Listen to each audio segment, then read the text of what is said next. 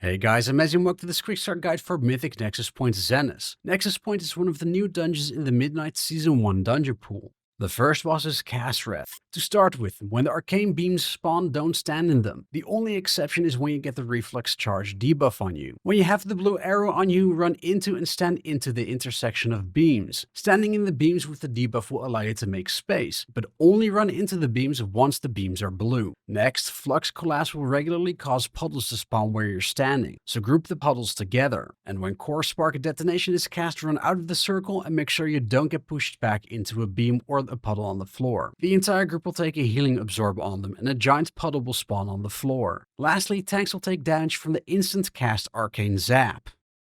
The next boss is Corewarden Nysarra. Tanks use defensive to help deal with the damage and increase damage taken debuff from Umbral Slash. When you get the purple arrow and big circle around you, move away from others so no one is in your circle. Healers of the circle will leave a dot on those players, so be aware.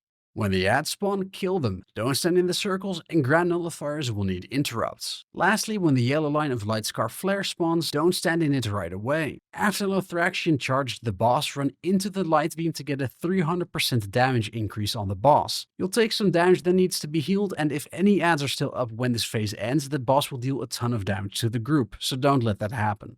The last boss is Lothraxion. To start with, don't stand next to the tank. Searing Rend will cleave everyone in front of the boss and leave puddles on the floor. When you get the big yellow circle on you from Brilliant Dispersion, move away from others, and don't stand in the circles on the ground. Clones will spawn that you need to avoid. Don't stand in the way when the clones charge to a new location. Lastly, at 100 energy, Divine Guile is cast, and the boss will hide among his clones while pulsing AoE damage. You must interrupt the original to end the phase. If you interrupt a clone, you'll take a large amount of AoE damage. The trick to finding the original is really simple and can be found in the dungeon journal. The clones all have horns, but the original doesn't, so find the one without horns. And that's all you need to know for the Nexus Point Xenas bosses. If you liked this video, please like, subscribe, and share it with others. I would really appreciate it as it helps with the YouTube algorithm. If you'd like to support me more, you can also follow me over on Twitter, Blue Sky, and Twitch, all at BBMezzy. And lastly, I also have a community Discord linked in the description. For now, I'm Mezzy, and I'll see you again next time.